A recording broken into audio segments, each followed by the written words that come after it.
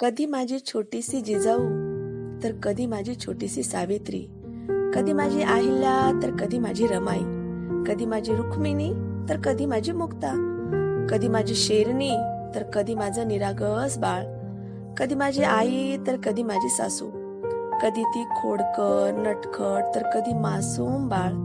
अशा अनेक रूपात निसर्गाने माझ्या पदरात टाकलेलं अनमोल रत्न, जिच्यामुळे मला आई होण्याचं भाग्य लाभलं.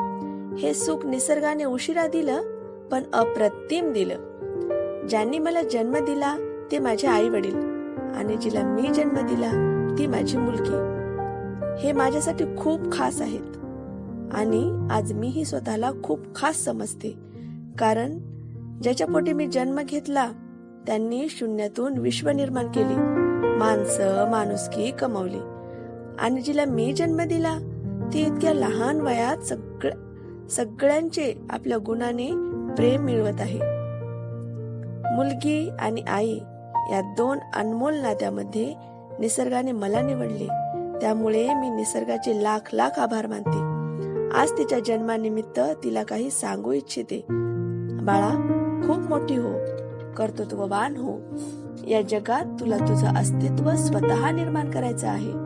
तुला तुझं ध्येय साध्य करण्यासाठी कदाचित खूप अडचणीही येतील. काही लोक चांगले भेटतील तर काही मागे खेचणारे, काही साथही देतील तर काही अडथळेही निर्माण करतील. पण तू खचून जायचं नाही. वादळात छोटे छोटे पक्षी दडून बसतात, स्वतःला लपवतात, पण गरुड हा वादळावर स्वार होऊन आकाशात उंच झेप घेतो. अगदी त्याचप्रमाणे तूही तुझे ध्येय गाठण्यासाठी उंच भरारी घे, आणि तू ते करशील याची मला खात्री आहे. पण बाळा, एका गोष्टीची काळजी घे. कवेत अंबर घेताना पाय मात्र जमिनीवरच राहू दे. या निळाशार आकाशात स्वच्छंद उडताना या मातेशी जुळलेली नार मात्र कधीही तोडू नकोस.